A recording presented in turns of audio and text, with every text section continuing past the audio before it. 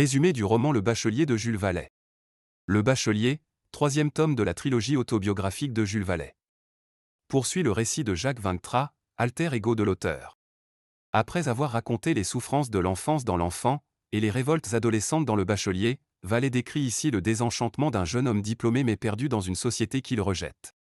Jacques Vainctra, désormais titulaire du baccalauréat, espérait que ce titre ouvrirait les portes de la réussite et de la reconnaissance. Mais très vite, il réalise que le diplôme ne suffit pas, la société bourgeoise le méprise. L'université ne lui propose que des postes médiocres et il refuse les carrières toutes tracées, jugeant leur morale corrompue. Marginalisé, il vit dans la misère enchaînant les petits boulots sans avenir et refusant de trahir ses convictions.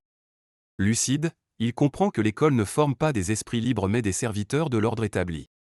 Il dénonce l'hypocrisie d'un système éducatif rigide et aliénant et prend le parti des opprimés.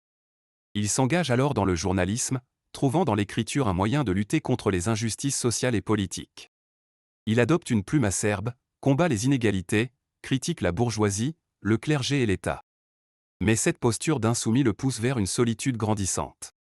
Peu à peu, Jacques s'isole. Il est rejeté par sa famille, méprisé par les notables, trahi par certains anciens camarades. Il vit dans une grande pauvreté, loge dans des chambres froides et mal meublées, parfois affamé, toujours révolté. Pourtant, il garde son humour, son mordant, sa rage de vivre. Fidèle à ses idéaux, il refuse de se soumettre, même au prix de sa survie. À travers Le Bachelier, Vallée peint un portrait poignant et réaliste de la condition d'un jeune intellectuel révolté sous la Troisième République.